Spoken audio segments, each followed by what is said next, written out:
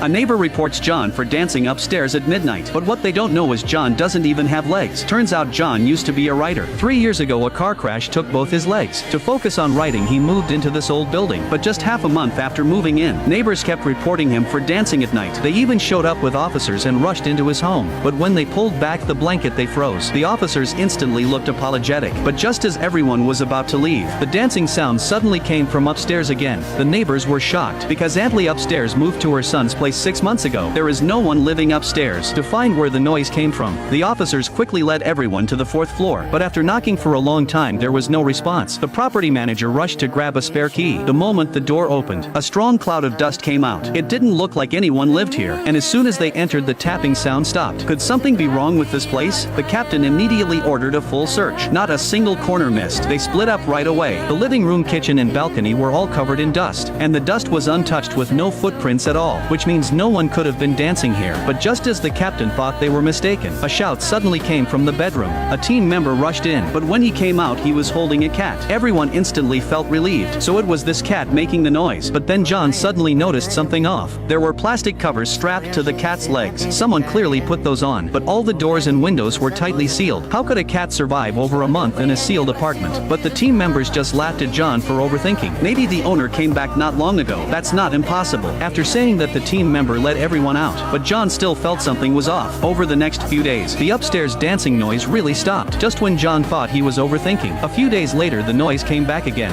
and this time there was dragging mixed in. After all this, John was almost breaking down. To figure out what was going on upstairs, John quietly took out a drone. While the neighbors were asleep, he flew the drone straight to the upstairs balcony. But what he saw shocked him. The white sheet in the living room had been pulled off, and underneath it was not a coffee table but a coffin. Suddenly the drone alarm went off. John listened closely and heard footsteps in the living room. Just as he tried to fly closer to check, the drone suddenly lost signal. Panicking, John quickly called the officers and reported everything he saw. The captain immediately rushed over with his team. Right after John hung up, fast footsteps suddenly echoed in the hallway, and they were getting closer to John. Realizing someone might be coming for him, John quickly locked his door, then shoved a cabinet against it. As the footsteps got closer, a siren suddenly sounded downstairs. The officers had arrived. The captain rushed up to the 4th floor. Hearing them upstairs, John started to relax, but suddenly someone knocked on his door. John immediately asked who it was. The person said he was Officer Wang. John was shocked because Officer Wang was upstairs. So who is knocking at the door?